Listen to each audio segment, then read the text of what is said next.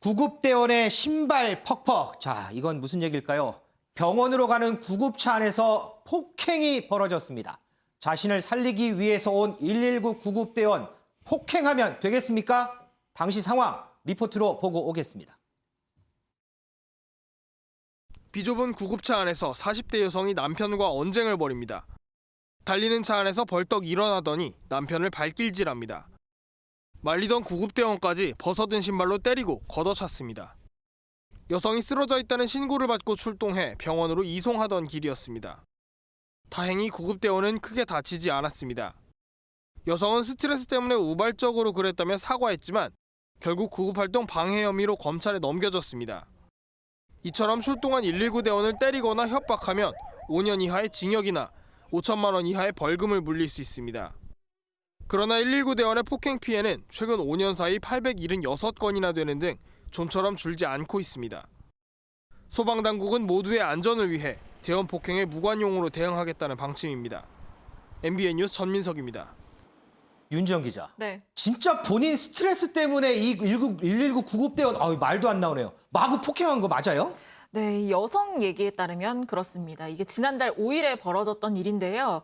이 오후 2시쯤에 한 도로에서 여성이 쓰러져 있다라는 신고를 받고 구급대원들이 출동을 합니다. 네. 그런데 이 여성과 남성을 태워서 이송을 하던 중에 지금 리포트 앞서서 보시면 이 여성이 남편과 얘기를 좀 했거든요. 네네네. 이 언쟁이 좀 심각해지면서 이 여성이 갑자기 이 남편에게 폭행을 휘두르기 시작한 겁니다. 오. 이걸 말리다가 구급대원들도 뭐 신발을 휘두르는 등 해서 피해를 입었고요. 네. 이렇게 한 이유에 대해서 이 여성 스트레스 때문에 우발적으로 그랬다라고 얘기를 했습니다. 아이고. 이 여성이 당시 술을 마시지는 않은 상태였는데 이 남편과 집안일을 두고 말다툼을 벌이다가 화를 이기지 못하고 이렇게 폭행을 하게 된 거죠.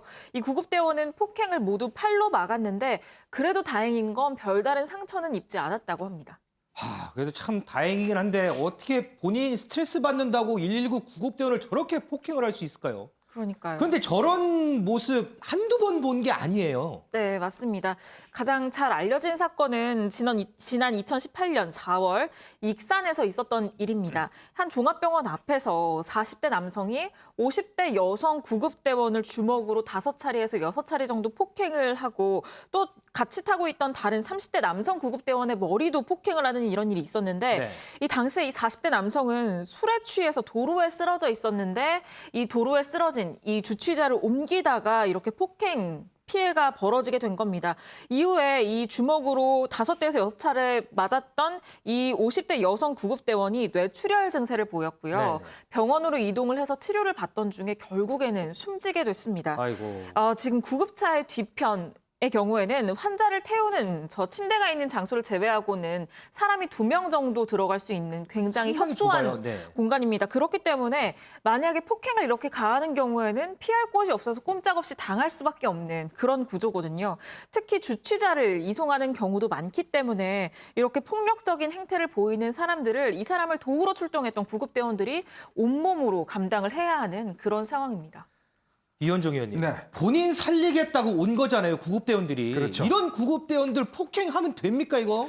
그러니까 이게 주치자들이나 지금 이 사례에서 보듯이 본인이 뭐 스트레스 받았다 이렇게 이야기를 해버리면 네. 사실 끝이지 않습니까? 그러니까 지금 이런 문제가 지금 구조적으로 발생을 지금 계속 하는데요.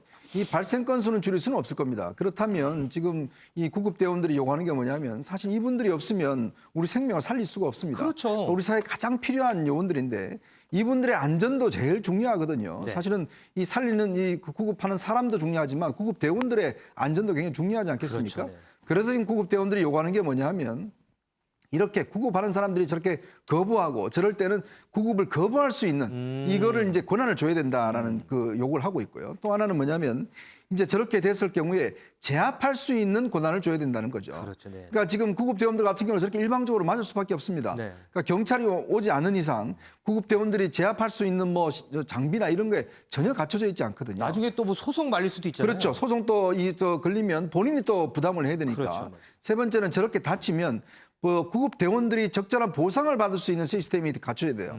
예를 들어 본인 책임으로 그냥 본인이 한다든지 아까 말씀하신 저렇게 소송을 당했을 경우에 또 본인이 소송을 어떤 책임져야 된다 이런 거 있다면 구급 대원들이 안심하고 구급을 할 수가 있겠습니까? 그렇죠, 맞아요. 그러니까 그런 제도적인 장치를 마련해 놓고 난 다음에 구급 대원들한테 정말 저렇게 하라고 해야 되는데 저렇게 일방적으로 두드려 맞고 그리고 또 일방적으로 나중에 법적인 문제까지 생겨버리면 구급 대원들의 피해가 너무 막심하기 때문에 제도적인 보완이 필요할 것 같습니다. 이 생명을 구하러 간 구급대원이 폭행당하는 일, 심지어 사망에까지 이르는 일 더는 없도록 꼭 강력한 대책이 있어야겠습니다.